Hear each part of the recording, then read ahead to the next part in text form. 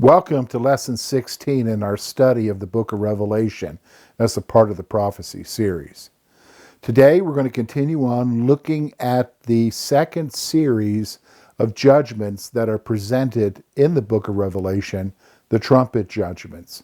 If you remember, when the seventh seal was opened, the seventh seal revealed 7 trumpets of judgment. And in our last lesson, we looked at the first 4 trumpets and the judgments that were brought on the world and humanity because of those judgments. So today we're going to be focusing in on Revelation chapter 8, verse 13 through chapter 9, verse 12, the 5th trumpet. So we're going to take a look at this passage. We're going to really divide it up into several sections where we're going to see what's happening with this 5th trumpet. As we've seen from the other 2 trumpets, they're pretty devastating. But here we're going to enter into another level of judgment that's going to bring devastation to the world. So let's first of all start off with Revelation chapter 8, verse 13, the announcement of the 3 final trumpets. The announcement of the 3 final trumpets. So these 3 obviously are more significant than the other 4 in that they are being announced as to their impact that they're going to have on the world in judgment. So let's take a look at it. We're going to look at Revelation chapter 8, verse 13. Notice what the text says. Then I looked, and I heard an eagle crying with a loud voice, as it flew directly overhead. Woe, woe, woe to those who dwell on the earth at the blast of the other trumpets that the 3 angels are about to blow. All right, so let's take a look here at what's happening here. So we're going to divide this into 2 parts when we look at the announcement. So first of all, I want you to notice the flying angel, or as the text says, a flying eagle. So here's what I want you to see. John sees another angel that is flying through the midst of heaven.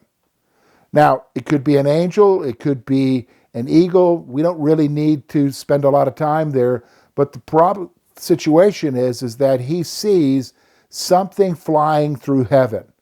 Well, that brings us to the second part of chapter 8, verse 13, the announcement. So here is what is announced by this angel or eagle. So the angel announced woe upon the remaining inhabitants of the earth. All right, so basically what's left of the human population. If you remember, with the other judgments that we've seen, a third has been wiped out, another third has been wiped out. It has experienced devastation with the opening of the seals and with the first 4 trumpets. So now what is remaining of that population, an announcement has been made to them that woe is upon them who are remaining. And why is this announcement made? Well, this is because of the nature of the remaining trumpets. So what they've experienced so far has been pretty devastating. But what's going to happen from this point out is even more devastating, is even more of a catastrophe, is even more of a burden to bear in judgment. So let's now focus in on chapter 9, verses 1 to 11 of Revelation, the 5th trumpet. So this is what we're going to spend the rest of our time talking about. So I want you to notice with me what verse 1 says. And the 5th angel blew his trumpet, and I saw a star fallen from heaven to the earth. And he was given the key to the shaft of the bottomless pit. He opened the shaft of the bottomless pit, and from the shaft rose smoke like the smoke of a great furnace, and the sun and the air were darkened with the smoke from the shaft. Then from the smoke came locusts on the earth, and they were given power like the power of the scorpions of the earth. They were told not to harm the grass of the earth or any green plant or any tree, but only those who do not have the seal of God on their foreheads. They were allowed to torment them for 5 months, but not to kill them. And their torment was like the torment of a scorpion when it stings someone. And in those days, people will seek death and will not find it. They will long to die, but death will flee from them. In appearance, the locusts were like horses prepared for battle. On their heads were what looked like crowns of gold, and their faces were like human faces, their hair like human hair, and their teeth like lions' teeth. They had breastplates like breastplates of iron, and the noise of their wings was like the noise of many chariots with horses rushing into battle. They have tails and stings like scorpions, and their power to hurt people for 5 months is in their tails. They have a king over them, the angel of the bottomless pit. His name in Hebrew is Abaddon, and in Greek, Apollyon. Now, let's take a look at this passage. Here's what I want you to notice. First of all, when we look at verse 1, we see the fallen star. Now, you might be saying, George, well, wait a minute now. We've talked about falling stars with the other trumpets. Yes, but we're going to find out that this one is a little bit different than the trumpets that we've already experienced before. So when we look at the first part of verse 1, we see the identity of the star. So here's what I want you to notice. The star is a person or angelic being. So we're not talking about something physical. With the other stars that fell from heaven that affected the seas and affected the waters, what I want you to see is this star is a person or an angelic being. Now, this person is more than likely Satan. And we're going to see that here in a moment. Why? Because of what he has been given and what he is allowed to do. So this person is more likely than Satan.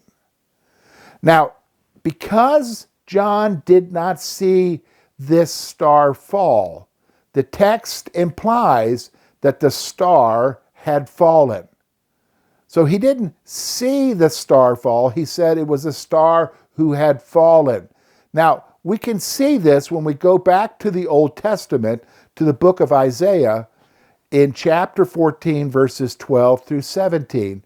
And notice here what Isaiah is describing when he talks about the fall of Satan. Look at verse 12. How you have fallen from heaven, O day star, son of dawn. How you are cut down to the ground, you who laid the nations low. You said in your heart, I will ascend to heaven. Above the stars of God, I will set my throne on high. I will sit on the mount of assembly in the far reaches of the north. I will ascend above the heights of the clouds. I will make myself like the Most High. But you are brought down to Sheol, to the far reaches of the pit. Those who see you will stare at you and ponder over you. Is this the man who made the earth tremble, who shook kingdoms, who made the world like a desert and overthrew its cities, who did not let his prisoners go home? All right, so let's look here and we see that with this passage, it's talking about this one has already fallen, and this is the one that John sees. Now, when we get to the second part of verse 1, we see the key. Now, what do you mean the key? Well, there's a key that's given to him. So To this fallen star was given authority over the bottomless pit. The key is the issue. We've talked about that before, about having the keys of David with regards to Jesus in this study. Here, this one is given a key, which is authority over the bottomless pit. Now, you're saying, okay, George, what's the bottomless pit? Well, it's sometimes known as the abyss. So the bottomless pit or abyss refers to the prison of disobedient or fallen angels. It's full of smoke and fire. The demons have a great dread of being sent to the abyss. Now, how do you know they have a great dread? Well, if we go over to the Gospel of Luke, chapter 8, verse 31, notice the interaction that Jesus has with the demons. Notice what they say to him in verse 31. And they begged him not to command them to depart into the abyss. The abyss is a prison, a place of torment for these fallen angelic beings, these demons. Well, what we see here in Revelation is this fallen star, Satan, is given authority over the bottomless pit. Well, that brings us then to verse 2 of chapter 9, where it discusses the bottomless pit. And so here's what I want you to notice. First of all, in the first part of verse 2, we see that the pit is opened.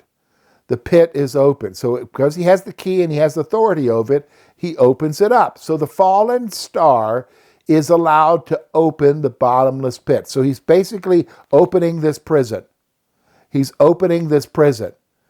Now, what happens when he opens the prison? Well, when we come to verse 2, the second part, we see the issue of the smoke. The smoke. Now, what do we see here? Out of the pit comes a smoke that affects even the light of the sun and the sky, the text tells you. So something is supernaturally happening that even affects what we see visibly in this world. Now, when we come to chapter 9, verses 3 through 11, we are introduced to the demonic plague. Now, understand, when you open the prison, that means those who are inside can be released. So that is the release of these demons. So here's what I want you to notice, how they're described. First part of verse 3, the locusts. So what I want you to see is out of the smoke, a great horde of locust-like creatures comes upon the earth. So there's this great horde of these creatures that look like locusts. Now you remember, a locust is an insect that travels in a great horde and wipes out everything vegetation-wise in an area. They are a plague to our world. Well, these are like locusts, and they come upon the earth. Now, notice now, the text is going to tell you that these are a little bit different than the normal locusts that we have in our world, because when we look at the second part of verse 3 through verse 5, we see their purpose. Here's what their purpose is as they are released from this prison. They are to torment all humanity who are not sealed by God. All right, so I want you to understand this. So these are demons who are released, and they're supposed to torment humanity who have not been sealed or set apart by God. This is pretty significant. In fact, the closest parallel that we have to something like this is found in Exodus chapter 8, verses 20 to 23, where again it mentions the sealing of Israel during the plagues that came upon Egypt. So I want you to notice what verse 20 says. Then the Lord said to Moses, "Rise up early in the morning and present yourself to Pharaoh. And as he goes out to the water, say to him, Thus says the Lord, let my people go, that they may serve me. Or else, if you will not let my people go, I will send swarms of flies on you, and your servants, and your people, and into your houses. And the houses of the Egyptians shall be filled with swarms of flies, and also the ground on which they stand. And on that day I will set apart the land of Goshen, where my people dwell, so that no swarms of flies shall be there, that you may know that I am the Lord in the midst of the earth. And thus I will put a division between my people and your people. Tomorrow this sign shall happen. So if you think about it, when you look at the plagues that are taking place in the book of Exodus against Egypt, there are most of the plagues not experienced by Israel at all because they had been set apart. They had been sealed by the Lord. Well, during the tribulation, with regards especially with this fifth trumpet, there's going to be this demonic horde that comes and torments all humanity, except those who've been sealed by God, those who've been set apart. So the other thing I want you to notice is they are not to harm the vegetation of the earth. So this tells you that this is not a normal locust, because they're told, don't bother the vegetation. So it's going to be a torment of humanity, not a physical disaster upon the world in which they live. They're not to kill anyone, but simply to torment. So these demons are not even allowed to kill anyone, but they're just simply to torment humanity. This is traumatic if you think about it. Now, when we come to verse 6, we see the result. Here's the result of what happens. The torment will be so great that men will want to die, but they cannot. So they're going to want to die. It's going to be such mental anguish and tormenting on a demonic level that will be so intense that people will literally want to die for relief, but they can't die. There's no way. Now, when we come to verse 7 through the first part of verse 10, John is going to record the description of these locusts. So this is going to tell you that this is no normal locust, and this is something way beyond that. So what we see here in these verses is the picture of one of Satan's awesome supernatural power. He has this great horde of demons who are going to wreak havoc on humanity. Now, here's what I want you to understand. Some folks like to look at this passage and say that somehow the description here fits tanks or helicopters and so forth. I think that's a stretch. I think that the fact of the matter is, I used to be in the military myself. When you talk about those kind of things, they don't distinguish between people when they're killing. They don't go into an area and destroy and not affect the vegetation and life. They don't just inflict mental anguish, they cause physical harm. This horde of locusts this horde of demons are only afflicting mental anguish and torment upon humanity, and only those who've not been sealed by the Lord, those who've been set apart.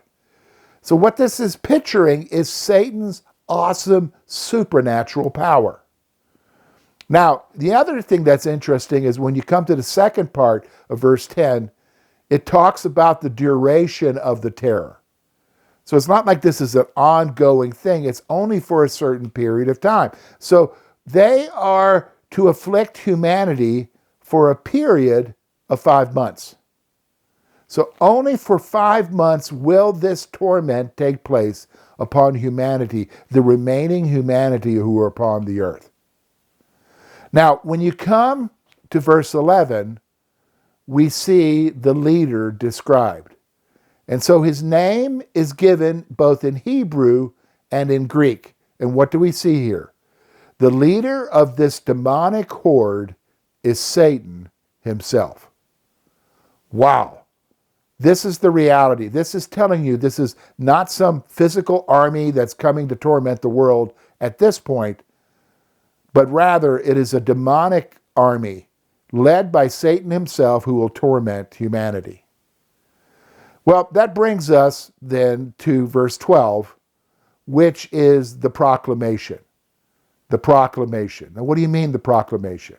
Well, it's going to tell us now the reality of what we're seeing in this passage. So the writer proclaims that one woe has passed, but there are still two more. One woe has passed, but there are still two more. This is an amazing judgment. And the reality is that there are two more judgments just as devastating to come. And we're going to look at that when we get into our next lesson.